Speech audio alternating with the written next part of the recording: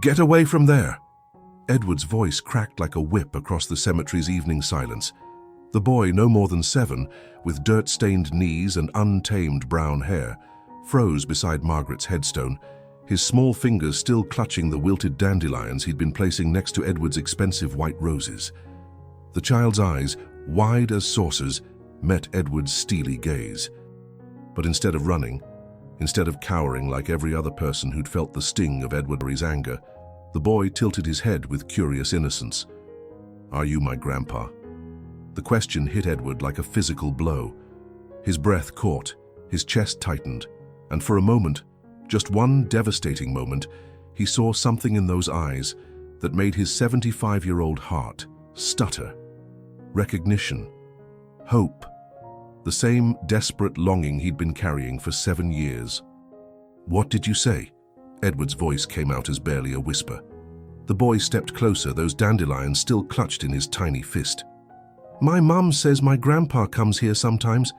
She says he's really sad, but he doesn't know how to stop being sad." The child's voice was pure melody, untouched by the bitterness that had consumed Edward's world. "Are you him?" Edward's knees nearly buckled. Margaret's headstone blurred before his eyes, and he gripped his silver-headed cane so tightly his knuckles went white. This couldn't be happening. Not here. Not now. Not when he'd finally accepted that some wounds never heal, that some bridges burn so completely there's nothing left but ash. "Who's your mother?" The words scraped his throat raw. "Anna." The boy beamed, as if the name itself was sunshine.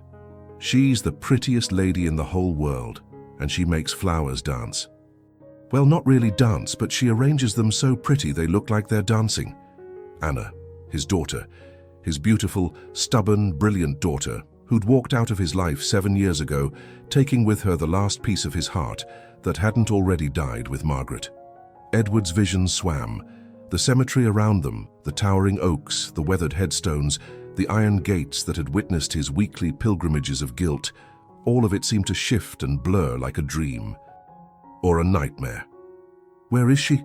His voice was barely human now, more growl than speech. The boy pointed toward the cemetery's entrance, where a small flower shop nestled between 2 ancient elm trees. Its windows glowed warm yellow in the gathering dusk, and through the glass Edward could see a figure moving among the blooms, graceful, deliberate, familiar, in a way that made his chest ache. "She doesn't know I come here," the boy confided, his voice dropping to a conspirator's whisper. "She thinks I'm playing by the pond, but I wanted to meet the sad man who brings flowers to the pretty lady's grave." Edward stared at the child. This impossible, beautiful child who'd somehow found his way into the center of Edward's carefully constructed hell. The boy's face was animated with life, with curiosity, with all the wonder that Edward had forgotten existed in the world. "What's your name?" Edward managed. "Noah." The boy grinned, revealing a gap where his front tooth should be. "And I'm 6 3/4, which is almost 7, which means I'm practically grown up. Noah." The name hit Edward like a second punch to the gut. Margaret had always loved that name, said it meant hope, peace, new beginnings. She'd mentioned it once, years ago, when Anna was still a child, when they'd talked about grandchildren and futures, and all the beautiful possibilities that seemed so certain then. "Noah," Edward repeated, tasting the name like wine. "You said your mother makes flowers dance." The boy nodded enthusiastically. "She's the best flower lady ever. People come from everywhere to buy her flowers because she makes them special. She says flowers have feelings too, and if you listen real hard, you can hear what they want to become." Edward's throat closed completely. Anna had always been like that, seeing magic where others saw only commerce, finding stories in the simplest things. As a child, she'd spend hours in Margaret's garden, talking to the roses as if they were old friends. "Does she—" Edward swallowed hard. "Does she ever talk about me?" Noah's expression grew thoughtful, serious beyond his years. "Sometimes she cries when she looks at pictures. There's this one picture of a man with sad eyes, and when she thinks I'm not looking, she touches it and whispers things I can't hear." He studied Edward's face with startling intensity. "You have sad eyes too." The words shattered something inside Edward's chest.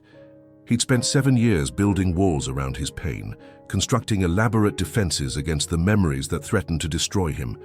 But this child, this impossible, perfect child, had walked through all of it like it was made of paper. "Noah!" A woman's voice called from the direction of the flower shop, sharp with worry. "Noah, where are you?" The boy's head snapped up. "That's my mum. I gotta go." He looked back at Edward with those devastating eyes. "Will you be here tomorrow? I want to bring you better flowers. Dandelions are pretty, but they die too fast."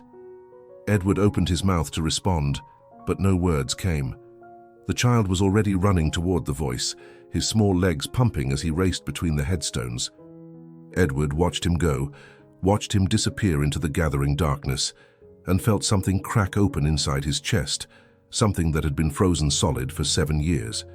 He sank to his knees beside Margaret's grave, his expensive suit soaking up the evening dew. The white roses he'd brought lay scattered around the headstone, their petals already beginning to brown in the cool air. Next to them, Noah's dandelions glowed like tiny suns in the fading light. "She has a son," Edward whispered to the stone. "Our daughter has a son." The words hung in the air like a prayer, like a confession, like the first honest thing he'd said in years. Margaret's name, Margaret Elena Mallory, beloved wife and mother, stared back at him, carved in granite that would outlast his regrets but never his love. "I don't know what to do," he continued, his voice breaking. "I don't know how to fix what I broke. I don't know if she'll ever forgive me." The cemetery was fully dark now, lit only by the soft glow from the flower shop and the distant streetlights. Edward could see movement in the shop's windows. Anna, cleaning up for the day, preparing to take her son home. Anna, who'd been living here all along, just yards away from where Edward came to mourn his failures.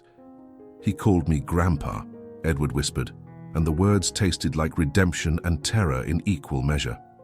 "He called me Grandpa, and I didn't know whether to run toward him or away." A breeze stirred the flowers at the base of the headstone, rustling the rose petals and making Noah's dandelions dance. Edward watched them move in the darkness, and for the first time in 7 years, he felt something other than despair. He felt hope. Edward spent the night pacing his empty mansion like a caged animal, his footsteps echoing through rooms that hadn't heard laughter in 7 years. By dawn, he was standing at his bedroom window, staring across the manicured lawns toward the cemetery, where his world had tilted off its axis. The flower shop. Anna was there, had been there all along, breathing the same air, walking the same streets, living a life he knew nothing about. The realization burned through him like acid. How many times had he driven past that shop? How many times had he been within yards of his daughter and never known? "Sir?" His housekeeper's voice made him jump. "Your breakfast is ready." Edward didn't turn around. "Cancel my appointments today, sir." All of them. The board meeting, the conference call with Tokyo, everything. His voice was hollow, distant. "I have something more important to do." The drive to the cemetery took exactly 12 minutes. Edward had timed it countless times over the years. But today, instead of heading directly to Margaret's grave, he parked across the street from the flower shop and watched. Through the large front windows, he could see Anna moving among the displays, her dark hair catching the morning light. She looked older than he remembered, more mature, more confident, but still heartbreakingly beautiful. She wore a simple blue dress and a canvas apron, her hands gentle as she arranged stems in tall vases. Edward's chest tightened. She looked so much like Margaret at that age. The same graceful movements, the same careful attention to detail, the same way of making ordinary things seem magical. "Are you going to go in or just sit there all day?" Edward spun around to find Noah standing beside his car, grinning through the passenger window. The boy was wearing a yellow t-shirt and jeans with holes in the knees, his hair even wilder than it had been the night before. "How did you—" "I saw your car. It's really shiny." Noah pressed his nose against the glass. "Mom says only rich people have cars this shiny. Are you really rich?" Edward's mouth opened and closed like a fish. Yes, I suppose I am." "Cool. Can you buy me a pony?" Despite everything, despite the pain and the fear and the crushing weight of 7 years of regret, Edward almost smiled. I don't think your mother would appreciate that. Probably not. Noah shrugged philosophically. She says ponies are just horses with attitude problems. He studied Edward's face through the glass. You look different in the daytime, less scary. I wasn't trying to be scary. Adults are always scary when they're sad. It's like sadness makes them forget how to be nice. Noah's matter-of-fact tone made Edward's throat close. But you're not being scary now, so maybe you're not as sad today. Edward stared at this impossible child, his grandson, his flesh and blood, this perfect stranger who seemed to understand him better than anyone had in years. I'm still sad, he admitted. But maybe a different kind of sad. That's good, Noah said seriously. Different sad is better than same sad. Same sad just gets stuck and never goes away. Who taught you that? My mum. She knows lots about being sad. She used to cry a lot when I was little, but she does it less now. Noah's expression brightened. Hey, do you want to meet her? She's really nice, and she makes the best grilled cheese in the whole world. Edward's heart hammered against his ribs. I don't think that's a good idea. Why not? Such a simple question, such an impossible answer. How could he explain 7 years of silence? How could he tell this innocent child that he'd destroyed his family with his pride, his stubbornness, his inability to forgive? It's complicated, Edward said finally. Noah frowned. Adults always say that when they don't want to tell the truth. Sometimes the truth is complicated too. No, it's not. Noah's voice carried the absolute certainty of childhood. The truth is just the truth. It might be sad or scary or hard, but it's not complicated. He leaned closer to the window. What's the truth about why you won't meet my mum? Edward stared into those earnest brown eyes, Margaret's eyes, Anna's eyes, eyes that had haunted his dreams for 7 years. The truth is that I hurt her very badly once, and I don't know if she'll ever forgive me. Did you say you were sorry? No. Why not? Because, Edward's voice cracked, because I was too proud. And by the time I realized how wrong I was, it was too late. Noah considered this with the gravity of a Supreme Court justice. Mom says it's never too late to say sorry if you really mean it. She says sorry is like magic. It can fix things that seem broken forever. What if she doesn't want to hear it? Then at least you tried. And trying is better than being sad forever. Out of the mouths of babes. Edward closed his eyes, feeling the weight of 7 years pressing down on his shoulders. Margaret had always said that children saw the world more clearly than adults, that they hadn't learned to complicate simple truths with fear and ego and all the other things that made grown-ups stupid. Noah? Anna's voice cut through the morning air like a blade. Noah, what are you doing? Both Edward and Noah turned to see Anna standing in the doorway of the flower shop, her face pale with worry. Her eyes swept from Noah to Edward's car, and Edward watched in slow motion as recognition dawned across her features. The color drained from her face completely.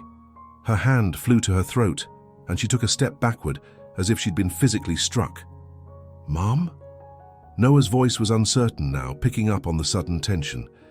This is the sad man from the cemetery. He's not scary in the daytime. Anna's eyes locked with Edward's through the car window.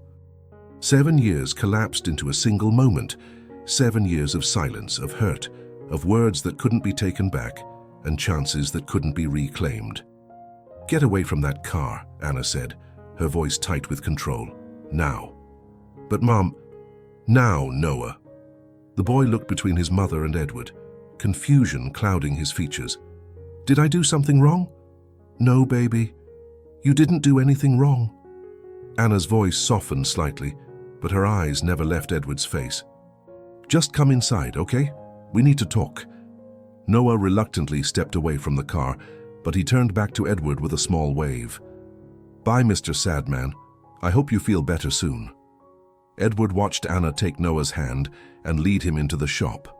At the doorway, she paused and looked back, not at Edward but at the car, as if she could see through the metal and glass to the man inside. For a moment, their eyes met again. In that instant, Edward saw everything. The pain he'd caused, the years they'd lost, the wall of hurt that stood between them like a mountain.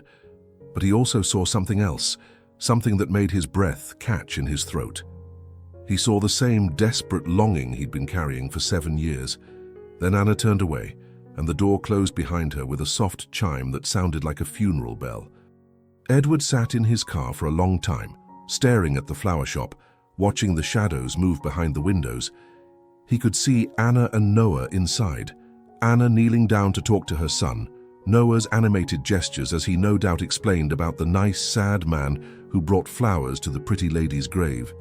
Finally, Edward started the car and drove away. But as he reached the end of the street, he glanced in his rearview mirror and saw a small face pressed against the flower shop window, watching him go. 3 days passed like a fever dream.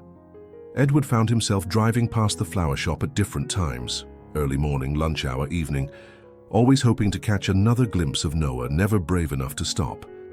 Each time the boy seemed to be there, helping his mother with simple tasks, his laughter floating through the windows like music Edward had forgotten existed. On the 4th day, Noah found him. Edward was sitting on a bench in the cemetery, not visiting Margaret's grave but simply existing in the space between hope and despair, when a small figure dropped down beside him.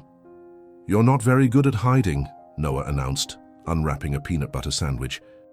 "Mum said you'd probably come back here eventually. She said you always come back here." Edward's heart stopped. "She said that?" "Uh-huh. She knows lots about you." Noah took a bite of his sandwich and spoke through the peanut butter. "She said you used to bring her flowers when she was little. She said you taught her how to make them last longer by cutting the stems underwater." "She remembered that?" "She remembers everything. That's why she's so sad sometimes." Noah studied Edward's face with those unnervingly perceptive eyes. "She says you weren't always sad. She says you used to laugh really loud and tell jokes that weren't funny but made everyone laugh anyway." Edward's vision blurred. "I did. I used to... What happened to your laugh?" The question hit Edward like a physical blow. What had happened to his laugh? When had he become this hollow, bitter man who frightened children and pushed away everyone who tried to love him? "I made a terrible mistake," Edward said quietly, "and I couldn't forgive myself for it." What kind of mistake? Edward looked at this beautiful, innocent child, this piece of his heart that he'd never known existed, and felt something break open inside his chest. "I let my pride hurt the people I loved most. I chose being right over being kind. And by the time I realized how wrong I was, I'd lost everything that mattered." Noah nodded solemnly as if this made perfect sense. "Mum does that sometimes too. She gets all stiff and proud when she's scared, but she always says sorry after. Your mother has nothing to be proud about. She's perfect." "Nobody's perfect," Noah said matter-of-factly. "That's what makes people interesting. Perfect people would be boring." He offered Edward half of his sandwich. "Want some? Peanut butter makes everything better." Edward stared at the offered food, such a simple gesture, such innocent generosity. When was the last time someone had shared something with him without expecting anything in return? "Thank you," he whispered, accepting the sandwich half with shaking hands. They ate in comfortable silence, watching the late afternoon light filter through the cemetery trees. Noah's presence was like a balm, uncomplicated, accepting, free from the weight of history that made every other relationship in Edward's life feel like carrying stones. "Can I ask you something?" Noah said eventually. "Of course." "Why didn't you ever come to see us, me and Mom, I mean? She said you lived really close, but you never came to visit." Edward's throat closed. How could he explain the complexity of adult emotions to a child? How could he make Noah understand the poisonous mix of guilt, pride, and fear that had kept him away? "I was afraid," he said simply. "Of what?" "Of your mother being angry with me, of her telling me to go away, of..." Edward swallowed hard. "Of finding out that I'd lost my chance to be part of your lives." Noah considered this seriously. "But if you never tried, how would you know if you lost your chance?" "I wouldn't, I suppose. So you just gave up without even trying?" "Yes." "That's pretty dumb." Edward couldn't help it. He laughed. Actually laughed for the first time in 7 years. The sound was rusty, unpracticed, but it felt like breathing after being underwater. "Yes," he agreed. "It was very dumb." Noah grinned, delighted by this breakthrough. See? Laughing makes everything better. Mom says laughing is like opening windows in a stuffy room. Your mother is very wise. She is. She knows lots of things. She knows how to make flowers live longer, and how to make grilled cheese with the cheese perfectly melted, and how to sing songs that make bad dreams go away. Noah's voice grew wistful. I wish she wasn't sad so much. What makes her sad? Missing people. She misses my dad, even though she says they were never really together. And she misses you and the pretty lady in the grave. Noah looked up at Edward with startling directness. She loves you, you know. Even though you made her sad, she still loves you. Edward's chest tightened until he could barely breathe. How do you know that? Because of how she looks when she talks about you. It's the same way she looks at my baby pictures, like she's happy and sad at the same time, like she's missing something really important. They sat in silence for a long moment, watching shadows stretch across the cemetery grounds. In the distance, Edward could see the flower shop, its windows glowing warm in the fading light. I should go, Noah said finally. Mom will be closing up soon, and I promised to help her carry the heavy vases. He stood up, brushing sandwich crumbs from his jeans, but before he could walk away, Edward caught his small hand. Noah, would you like to have dinner with me sometime? You and your mother. The boy's face lit up like Christmas morning. Really? You want to have dinner with us? More than anything in the world. Can we have pizza? I love pizza. We can have whatever you want. Noah bounced on his toes with excitement. I'll ask Mom. She might say no at first because she's scared, but I'm really good at convincing her. One time I convinced her to let me keep a turtle I found, and she doesn't even like turtles.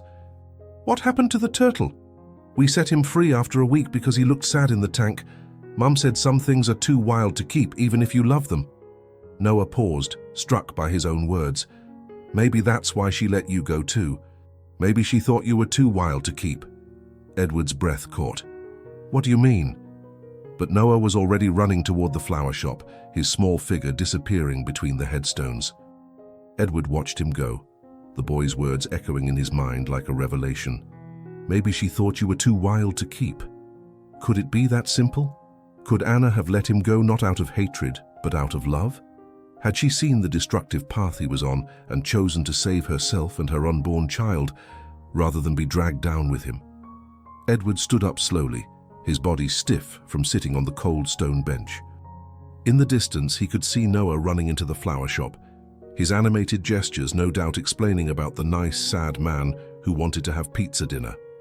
For the first time in 7 years, Edward allowed himself to hope that maybe, just maybe, some bridges could be rebuilt, even after they'd been burned to ash. The knock on Edward's door came at 8 o'clock on a Thursday evening, soft but insistent. He wasn't expecting anyone, hadn't been expecting anyone for 7 years, but something in the rhythm of the knock made his heart race. Through the peephole, he saw Anna standing on his doorstep, her dark hair pulled back, her hands clasped nervously in front of her. She looked older in the harsh porch light, more worn than he remembered, but still breathtakingly beautiful. Edward's hands shook as he opened the door. "Hello, Dad." The word hit him like a physical blow. Dad. She'd called him Dad. Not Edward, not Mr. Mallory, but Dad, the word he'd thought he'd lost the right to hear forever. Anna. Her name came out as barely a whisper. How did you... Noah told me about your dinner invitation. Her voice was steady, controlled, but Edward could see the tension in her shoulders, the way her fingers twisted together. We need to talk before that happens. If it happens. Of course. Please come in. Anna hesitated on the threshold, her eyes scanning the foyer behind him. Is this still the same house? Yes. Edward stepped back, giving her space. Nothing's changed. That wasn't quite true. The house felt different now, emptier, colder, like a museum of memories rather than a home. But physically it was the same mansion where Anna had grown up, the same place where their family had shattered into pieces. Anna walked slowly through the front hall, her fingers trailing along the mahogany banister she'd slid down as a child. "Mum's pictures are gone." I moved them to my study. It was too hard to see them everywhere. But you kept them. Of course I kept them. Edward's voice cracked. They're all I have left of her, of both of you. Anna turned to face him, and Edward saw tears glistening in her eyes. You had me, Dad. You had me, and you threw me away. The words were like knives. Edward sank into the nearest chair, his legs suddenly unable to support his weight. I know I did, and I've regretted it every single day since. Do you? Anna's voice rose slightly, 7 years of buried pain finally surfacing. Do you really regret it? Or do you just regret being alone? I regret everything. I regret the things I said, the things I didn't say, the way I let my pride destroy our family. Edward looked up at her, his eyes raw with unshed tears. I regret that your mother died thinking I'd lost you forever. I regret that I missed your pregnancy, your son's birth, 7 years of watching him grow. I regret that I chose to be right instead of choosing to be your father. Anna was crying now, silent tears streaming down her cheeks. Why? She whispered. Why did you choose him over me? Him. Anna's boyfriend, the man Edward had disapproved of so violently, so completely, that he'd issued his daughter an ultimatum. Choose him or choose your family. Edward had been so certain she would choose family, so certain that his love was stronger than any romantic attachment. He'd been wrong about everything. I was scared, Edward admitted. I was scared of losing you to someone who I thought wasn't good enough. I was scared of watching you make the same mistakes I made when I was young. I was scared of becoming irrelevant in your life. So you made yourself irrelevant. Yes. And Mom paid the price. Edward closed his eyes, the guilt crashing over him like a wave. Your mother begged me to call you. Every day after you left, she begged me to swallow my pride and bring you home. She said the house was too quiet, that she couldn't bear the silence. But you didn't call. I kept thinking you would come back on your own. I kept thinking that if I waited long enough, you'd realize I was right and come home. Edward's voice broke completely. By the time I realized how wrong I was, your mother was gone, and I didn't know how to find you. Anna was sobbing now, all her careful control dissolved. She called me. The night before she died, she called me. She said she was tired, that her heart hurt too much to keep beating. She said she missed me, that she was sorry for everything that had happened. What did you tell her? I told her I was coming home. I told her I was pregnant, that she was going to be a grandmother. I told her I loved her, and that I was sorry too. Anna's voice became a whisper. She died that night before I could get here. She died thinking I was coming home and I wasn't fast enough. Edward stood up on unsteady legs and crossed to where Anna stood crying. Slowly, carefully, he reached out and pulled her into his arms, the first time he'd held his daughter in 7 years. She collapsed against him, and Edward felt the last of his defenses crumble. They stood in the foyer of his empty house, holding each other and grieving for all the lost time, all the words that had come too late, all the love that had been buried under pride and fear. I'm so sorry, Edward whispered into her hair. I'm so sorry for everything. I know, Anna whispered back. I know you are. They held each other until the tears ran dry, until the immediate storm of emotion passed. Finally, Anna pulled back, wiping her eyes with the back of her hand. Noah doesn't know, she said quietly. About what happened between us, I mean. He knows you're his grandfather, but he doesn't know why we haven't been in touch. What have you told him? That families are complicated sometimes. That people make mistakes and sometimes it takes a long time to fix them. Anna looked up at Edward with red-rimmed eyes. He's been asking about you ever since that day at the cemetery. He wants to know everything. What you were like when I was little, why we have the same eyes, whether you like peanut butter sandwiches. Edward smiled despite his tears. He offered me half of his sandwich the other day. It was the kindest thing anyone had done for me in years. That's Noah. He has this way of seeing the good in people even when they can't see it themselves. Anna's expression grew serious.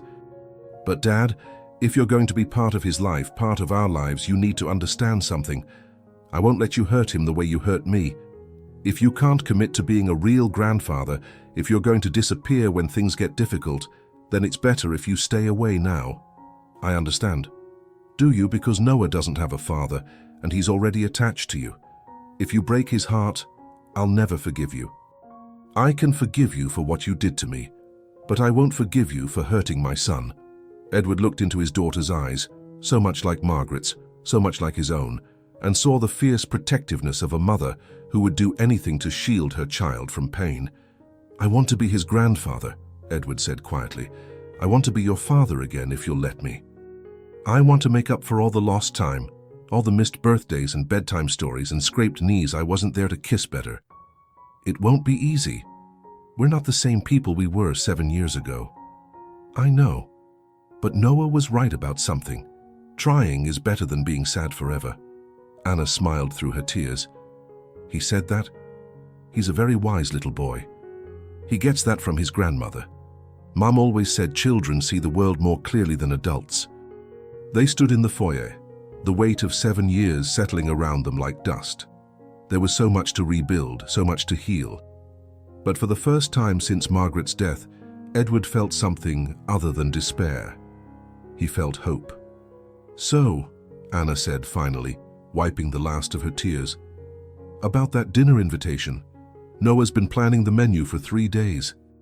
Apparently, we're having pizza with extra cheese, chocolate ice cream, and something called rainbow sprinkles that he insists are essential. Edward laughed, actually laughed, and the sound echoed through the empty house like a promise. Rainbow sprinkles sound perfect. Saturday at 6? I'll be there. Anna nodded, then hesitated at the door. Dad, Noah made me promise to ask you something. What's that? He wants to know if you'll teach him how to make flowers last longer. He says his dandelions always die too fast, and he wants to bring better flowers to Grandma Margaret's grave. Edward's throat closed completely. I'd be honored. After Anna left, Edward walked through his empty house, seeing it with new eyes. The silence that had once felt like punishment now felt like anticipation. The rooms that had once echoed with loneliness now seemed to whisper with possibility. He climbed the stairs to his study and opened the drawer where he kept Margaret's pictures. Her smiling face looked back at him from dozens of photographs, Margaret in her wedding dress, Margaret in the garden, Margaret holding baby Anna, Margaret laughing at some long-forgotten joke. She's coming home, Edward whispered to the photograph. Our little girl is coming home and she's bringing our grandson with her. In the photo, Margaret seemed to smile a little wider, and Edward could almost hear her voice. It's about time, you stubborn old fool. Edward smiled back, feeling lighter than he had in years. Tomorrow he would start planning the perfect dinner for a 6-year-old boy who believed in magic and a daughter who had somehow found the strength to forgive. Tomorrow he would start learning how to be a grandfather. Saturday arrived with the kind of perfect spring weather that made promises seem possible. Edward spent the morning transforming his formal dining room into something more suitable for a 6-year-old's tastes, moving the intimidating mahogany table to make room for a smaller one, replacing the crystal chandelier's harsh light with warmer lamps, and hiding the expensive china in favor of colorful plates that wouldn't matter if they broke. By 5:30, he was pacing his living room like an expectant father, checking his watch every 30 seconds and adjusting the flowers he'd arranged in the front hall. Not expensive roses this time, but cheerful daisies and sunflowers that Noah had specifically requested. The doorbell rang at exactly 6 o'clock. Edward opened the door to find Noah practically vibrating with excitement, dressed in his best jeans and a button-down shirt that was already coming untucked. Anna stood behind him, holding a small potted plant and wearing a nervous smile. Hi, Grandpa. Noah launched himself forward before Anna could stop him, wrapping his small arms around Edward's waist with the kind of uninhibited affection that made Edward's throat close. Grandpa. The word hit Edward like sunlight after years of darkness. Hello, Noah, Edward managed, his voice thick with emotion. He looked up at Anna, who was watching the interaction with careful eyes. Anna? Dad. She held out the potted plant, a small succulent with thick, waxy leaves. Noah insisted we bring you a housewarming gift. He said your house looked lonely. It's not lonely anymore, Edward said, accepting the plant with hands that shook slightly. Thank you both. Noah was already exploring the front hall, his eyes wide as he took in the grand staircase, the polished floors, the oil paintings that had intimidated Anna's childhood friends. "Wow, this place is huge. Do you have secret passages? Can I see my mom's old room? Do you have a swimming pool?" "Noah," Anna warned gently, "let Grandpa catch his breath." But Edward was smiling, really smiling, for what felt like the first time in decades. "Would you like a tour before dinner? I can show you everything." The next hour passed in a blur of rediscovery. Edward showed Noah through the house, seeing it through a child's eyes. The grandfather clock became a time machine, the library became a treasure trove of adventure stories, and the conservatory became a jungle gym of plants and possibilities. Anna followed behind them, her own eyes soft with memory as she touched doorframes and windowsills, remembering a childhood that felt simultaneously like yesterday and a lifetime ago.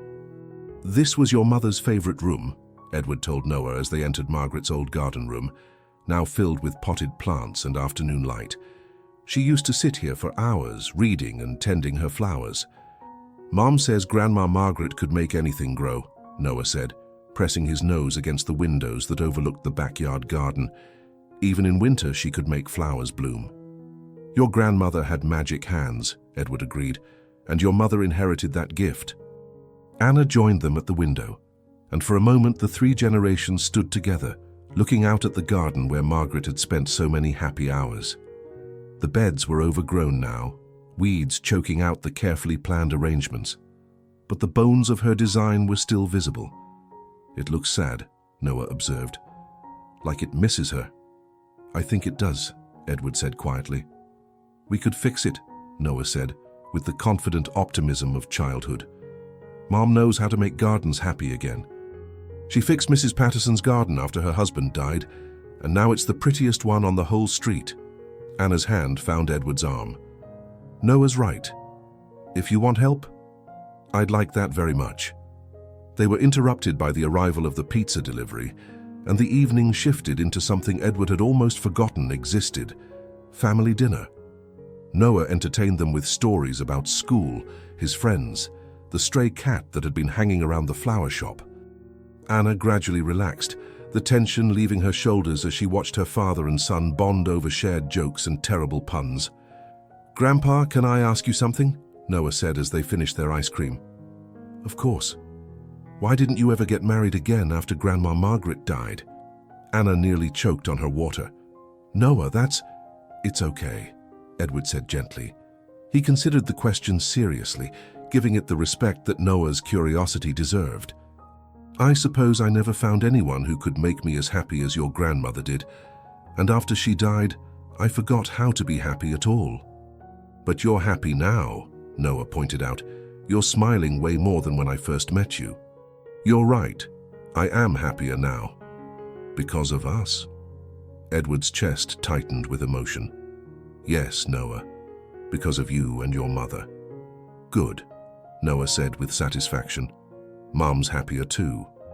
She's been singing while she works, and she only does that when she's really, really happy." Anna blushed, but she didn't deny it. As the evening wound down, Noah began to yawn, his excitement finally giving way to exhaustion. Anna gathered their things, while Edward walked them to the door, reluctant to let the perfect evening end. "Grandpa," Noah said sleepily, "can we come back tomorrow? You promised to teach me about flowers." "Tomorrow's Sunday," Anna said gently. "Grandpa might have plans."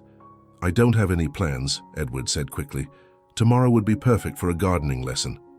Noah beamed. "Can we plant something for Grandma Margaret? Something that will make her happy?" "I think she'd love that." After they left, Edward stood in his front hall surrounded by the echoes of laughter and conversation. The house felt different now, not empty, but full of possibility. The silence wasn't oppressive anymore. It was peaceful, like the quiet before a symphony begins. He walked upstairs to his study and pulled out Margaret's photo from their wedding day. In the picture, she was laughing at something he'd just whispered in her ear, her face radiant with joy and love. "They're back," he told her softly. "Our little girl and our grandson. You would love Noah, Margaret. He has your eyes, your kindness, your way of seeing magic in ordinary things." Edward traced his finger along the glass, remembering the woman who had made him believe in love, in family, in the possibility of happiness. I'm going to try to be better this time. I'm going to try to be the father Anna deserved, the grandfather Noah needs. I'm going to try to deserve the second chance they're giving me. In the photograph, Margaret's smile seemed to whisper back, I always knew you would find your way home. The next morning brought Noah bright and early, practically bouncing with excitement as he dragged Edward out to the overgrown garden. Anna followed with gardening gloves and a patient smile, watching as her father knelt in the dirt beside her son, teaching him the same lessons he'd once taught her. The secret, Edward explained, showing Noah how to prepare the soil, is to remember that every plant is different. Some need lots of water, some need very little. Some love the sun, others prefer shade. The trick is learning to listen to what each one needs. How do you listen to plants? Noah asked seriously. You watch how they grow, how their leaves change, whether they seem happy or sad. Plants are honest. They can't pretend to be something they're not. As they worked, 3 generations side by side in Margaret's garden, Edward felt something he hadn't experienced in 7 years: contentment. Not the desperate happiness that fears its own fragility, but the deep, settled peace of knowing he was exactly where he belonged. What should we plant for Grandma Margaret? Noah asked, his small hands carefully patting soil around a young sunflower seedling. Edward looked around the garden at the spaces where Margaret's favorite flowers had once bloomed. What do you think she would like? Something that grows really big and bright, so she can see it from heaven. Something that makes other people happy when they look at it. Sunflowers then, lots and lots of sunflowers. Yes, Noah clapped his dirty hands together. And we can plant them every year, so she always has new ones to watch. Every year, Edward agreed, his voice thick with emotion. That's a promise. As the sun climbed higher in the sky, Edward worked alongside his daughter and grandson, feeling the earth under his fingernails and the warmth of family love surrounding him like sunlight. For the first time in 7 years, he wasn't just surviving his days, he was living them. And in the garden where Margaret had once grown miracles from seeds, Edward was learning to grow something even more precious. A second chance at love, at family, at the kind of happiness that blooms perennial in the human heart. The old millionaire man no longer sat alone at the grave. Now he knelt in gardens with his grandson, planting flowers that would bloom long after they were both gone, tending to love that had been buried but never truly died. Some seeds, Edward realized, are planted in winter but don't bloom until spring. And some love, no matter how deeply buried, always finds a way to grow back toward the light. What did you think of Edward and Noah's story? Have you ever had a family relationship that needed healing like this? Share your thoughts in the comments below. I'd love to hear about your own experiences with forgiveness and second chances. Don't forget to like this video if the story touched your heart. Subscribe for more emotional stories that will make you believe in the power of love and family, and hit that notification bell so you never miss our latest heartwarming tales.